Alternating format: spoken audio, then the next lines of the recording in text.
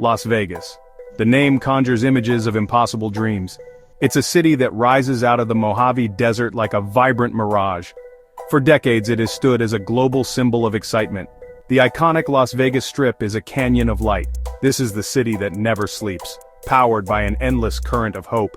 People from every corner of the world have been drawn here. The opulent hotels are worlds unto themselves. The city's very architecture screams glamour and ambition, synonymous with risk, reward, and unrestrained fun. Behind the glittering facade of this desert oasis, a different story has been unfolding. This is the untold story of how the world's entertainment capital flew too close to the sun.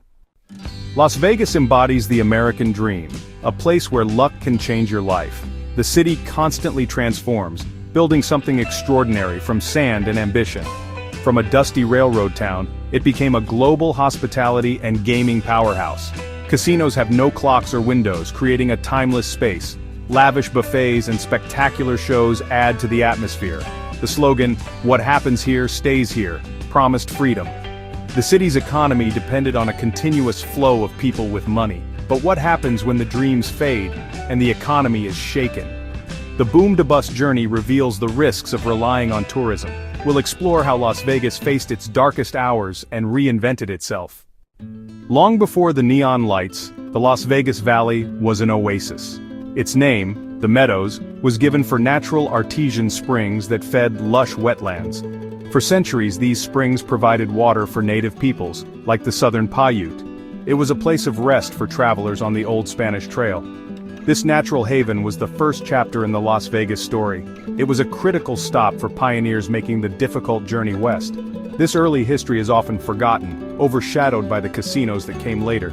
But without these natural springs, the city of Las Vegas might never have existed. Mormon missionaries arrived in 1855 and built an adobe fort. The remnants of that old Mormon fort can still be seen today. Las Vegas was always a place of transit, first for traders, then for railroad workers, and eventually for tourists. This set the stage for the explosive growth that would follow. The desert held a promise of water and later of fortune. Modern Las Vegas was born on May 15, 1905, with a major land auction. Senator William A. Clark's railroad established a route through southern Nevada, needing a town to service its trains.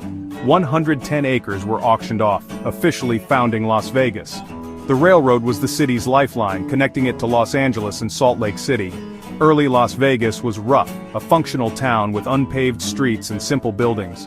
Saloons and boarding houses served railroad workers and ranchers. The town's economy depended on the railroad, a small part of westward expansion. The railroad brought people, supplies, and established Las Vegas as a strategic location, the foundation for the future city.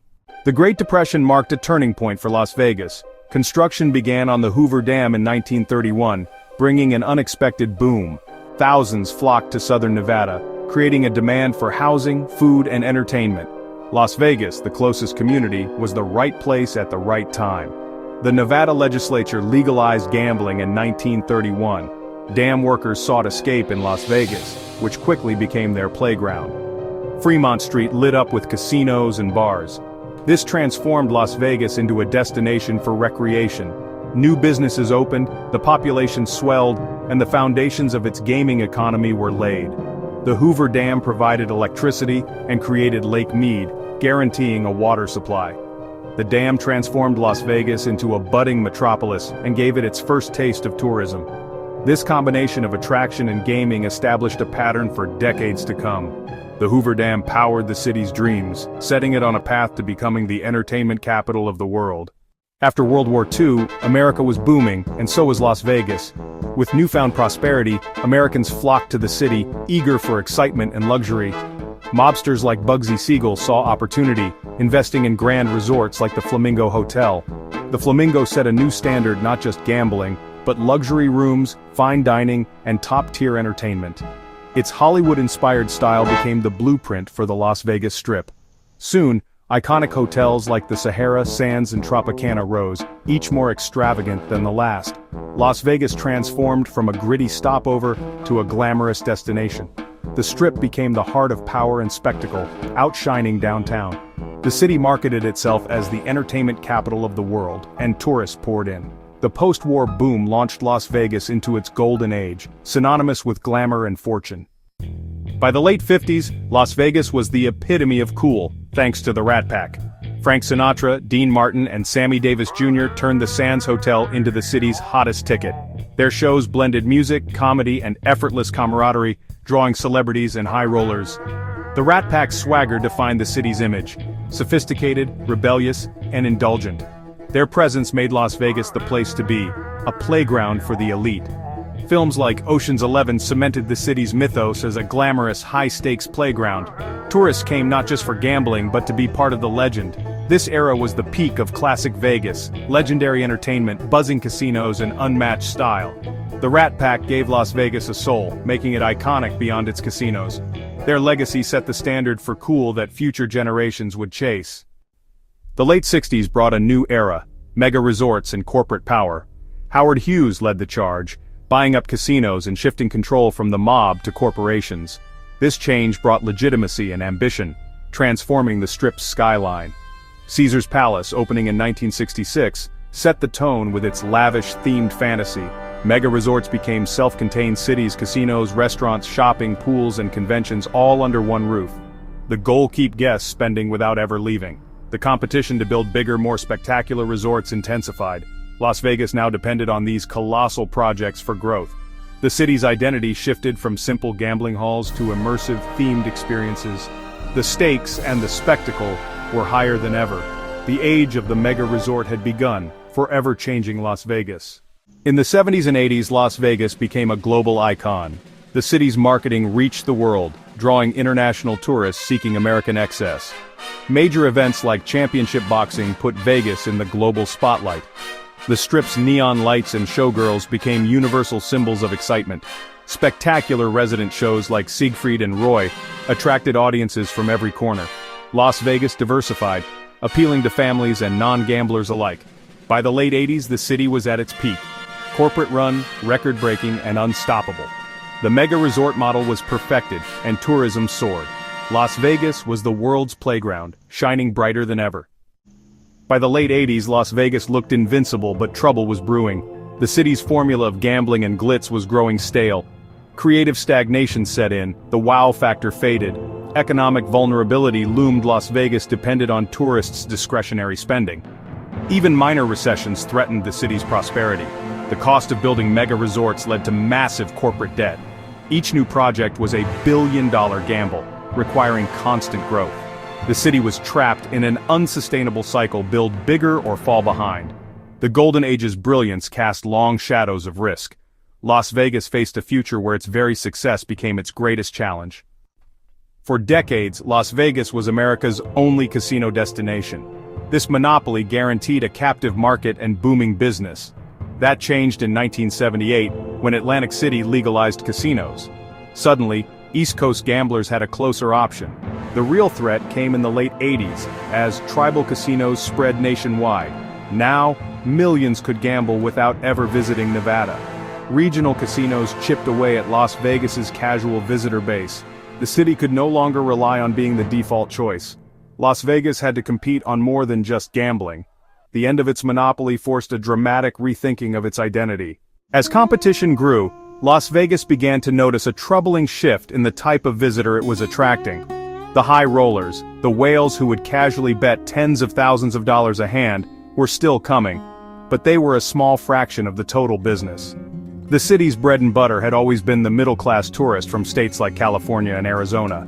These were the people who saved up for their yearly trip, saw a show, ate at the buffet, and played the quarter slots for hours. They were the dependable, consistent foundation of the city's tourism economy. But the new regional casinos were targeting this exact demographic. They offered a similar, if less spectacular, experience much closer to home. As a result, the casual gambler started visiting Las Vegas less frequently. To compensate, Las Vegas casinos began to focus more on attracting low-end tourists. They competed fiercely on price, offering incredibly cheap rooms, meals, and travel packages. The goal was to get as many people through the doors as possible, hoping that volume would make up for the lower spending per visitor. This strategy had a noticeable effect on the atmosphere of the city. The city's image of glamour and sophistication began to fade, The dress codes in casinos and showrooms, once strictly enforced, became almost non-existent. The Strip, once a place where people dressed in their finest, started to look more like a crowded theme park. While this approach kept the visitor numbers high, it came at a cost. The average amount of money spent per tourist began to decline. People were coming for the cheap deals, spending less on gambling and high-end dining, and treating a trip to Vegas more like a budget vacation than a luxurious escape. The city was becoming a volume business, not a quality one. This shift created a difficult dilemma. On one hand, the city needed to fill its tens of thousands of new hotel rooms. On the other, the focus on budget-conscious tourists was devaluing the very brand that had made Las Vegas famous. The feeling of exclusivity and aspirational glamour was being replaced by a sense of mass-market accessibility. The casinos were packed, but the profits per visitor were shrinking. This change in visitor demographics was a clear warning sign that the old model was breaking down and that the city's reputation for high-end excitement was in jeopardy. Despite the growing competition and the changing visitor profile, Las Vegas continued its frantic pace of construction. The 1990s saw the opening of some of the most iconic and expensive mega-resorts in the city's history, such as the Mirage, Treasure Island, and the MGM Grand. This development was driven by a powerful and deeply ingrained belief in the city's exceptionalism. The prevailing wisdom was that Las Vegas was different, that the normal rules of supply and demand didn't apply here. The city had always grown, so it was assumed that it would always continue to grow, no matter what. This philosophy was a massive gamble. Each new resort added thousands of hotel rooms to the market, all of which needed to be filled every night. The city was in a constant race to attract more and more visitors just to maintain occupancy rates. This put enormous strain on the city's infrastructure, from its water supply to its roadways. The belief in endless growth ignored the finite nature of these resources and the increasing saturation of the entertainment market. The city was building for a future of limitless demand, even as evidence mounted that this demand was becoming fragmented and harder to capture. The problem was that the city's identity had become completely intertwined with this cycle of growth. Stagnation was seen as failure. The opening of a new, more spectacular resort was not just a business decision, it was a media event that reinforced the myth of Las Vegas as a place of constant reinvention and boundless ambition. This narrative was crucial for marketing the city to the world. To stop building would be to admit that the golden age might be over. And so the construction continued, driven as much by psychology and public relations as by sound economic calculation. This relentless expansion created a fragile system. The city's economy was becoming a house of cards, with each layer depending on the one below it. The mega-resorts were saddled with enormous debt, which could only be serviced by maintaining record-breaking tourism numbers. This left the city incredibly vulnerable to any major shock. An economic recession, a national crisis, or a fundamental shift in travel habits could cause the entire structure to collapse. The mirage of endless growth was just that. A beautiful illusion in the desert that masked a deeply precarious reality. The stage was set for a major bust. The new millennium began with unease in Las Vegas. Warning signs were becoming more pronounced.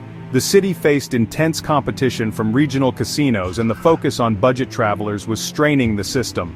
The terrorist attacks of September 11, 2001, sent a shockwave across the nation. The immediate aftermath was a near-total shutdown of air travel. For a city reliant on air travel, the impact was catastrophic. The flow of tourists was severed overnight. The celebratory atmosphere that Las Vegas sold was at odds with the somber mood of the country. Tourism plummeted, and the economic fallout was devastating.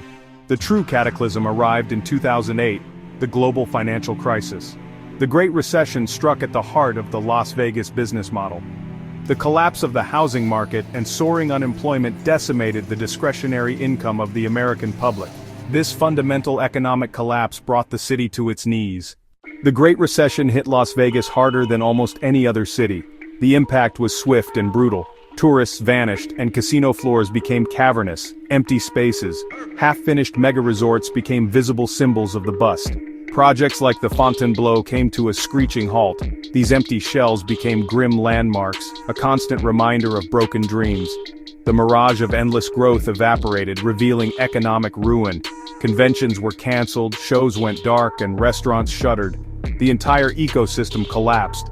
Las Vegas felt like it had been put into a forced coma. The city had to confront a terrifying reality. Its core product might no longer be in demand. The golden age had ended, leaving a ghost town where the world's greatest playground once stood. Behind the headlines, the bust inflicted a devastating human toll on the people of Las Vegas. The city's economy was built on service industry jobs. When the tourists disappeared, these jobs disappeared with them. Mass layoffs swept through the city's resorts, leaving tens of thousands of people unemployed. The collapse of the tourism industry was compounded by the implosion of the local housing market. The city soon led the nation in foreclosure rates. Food banks saw unprecedented demand. It hollowed out the community, leaving behind a trail of personal and financial devastation. The bust was a painful lesson in the dangers of a non-diversified economy. When that pillar cracked, the entire city and its people were brought to the brink of collapse. In the bleak aftermath of the Great Recession, Las Vegas faced its most challenging period. The city was on its knees. The path to recovery required more than just waiting for the national economy to improve. The crisis had exposed fundamental flaws in the city's business model, and a return to the old ways was not an option. The city's leaders understood that Las Vegas needed to reinvent itself. The long road back began with introspection and strategic rethinking. Finding new investors and restarting projects became a top priority. Eventually, these ghost towers were bought, rebranded, and completed, signaling a return of confidence.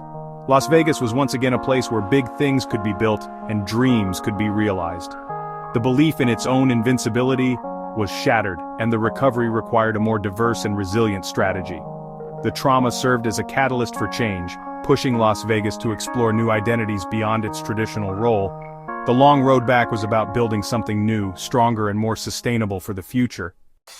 The most significant strategic shift in the post-recession era was a deliberate effort to diversify the city's appeal. Las Vegas had to become more than just a place to gamble. The new mantra was, well, experience. The goal was to transform the city into a multifaceted entertainment destination where gambling was just one of many options available to visitors. This meant investing heavily in non-gaming attractions and amenities. The focus moved from the casino floor to everything else the city had to offer: world-class dining, spectacular live entertainment, luxury shopping, and unique attractions. The city began to market itself as a place where you could have an amazing vacation without ever placing a single bet. While magic shows and production spectaculars remained, the city embraced a new model: the resident superstar. Pop icons signed long-term residency deals, drawing in a new generation of fans. The culinary scene also exploded, becoming a major attraction in its own right. Another key area of investment was the meetings and conventions industry. By diversifying its offerings, Las Vegas was building a more balanced and resilient economic model. Las Vegas's reinvention includes its transformation into a major league sports city. Attitudes towards sports gambling softened nationwide. The leagues began to see the city not as a threat, but as a lucrative, untapped market. The Vegas Golden Knights arrived in 2017, followed by the NFL's Raiders in 2020. Allegiant Stadium was a monumental statement. Las Vegas was now a bona fide sports capital. This pivot to sports represents a new roll of the dice for the city. Each home game brings tens of thousands of visiting fans. The city has also become a coveted host for major sporting events, including the Super Bowl and Formula One. As of today, the success of this strategy seems promising. This ambitious reinvention is the city's boldest move yet, securing its future for generations to come. The story of Las Vegas is a vivid and dramatic epic, a tale of spectacular ascent and devastating collapse. It serves as a powerful lesson in the exhilarating highs and profound risks of building a dream in the middle of the desert. The city's journey through its golden age, its subsequent bust, and its ongoing recovery offers a compelling case study. It teaches us about the inherent fragility of an economy built almost entirely on a single industry. One of the most crucial lessons learned from the city's fall is the danger of mistaking relentless growth for genuine stability. This cycle of endless expansion ignored the fundamental economic principle that all booms are eventually followed by busts. The recovery process has been a masterclass in rebranding and strategic evolution. Las Vegas has learned that it cannot simply be a place to gamble anymore. The desert has taught Las Vegas a harsh lesson. True prosperity is not just about glittering facades, but about building a strong, diversified, and sustainable community. Las Vegas is in a state of profound transformation. The city's future is being written in real time, with every new stadium built, residency announced, and technology conference hosted. The bet is now on diversification itself, becoming a premier destination for sports, entertainment, food, and business. This new chapter, however, is not without its challenges. Finding sustainable solutions to environmental issues and addressing economic inequality are paramount for the city's long-term viability. The unwritten future of Las Vegas will likely be as dramatic and unpredictable as its past. Whether this latest reinvention will lead to a new golden age remains to be seen.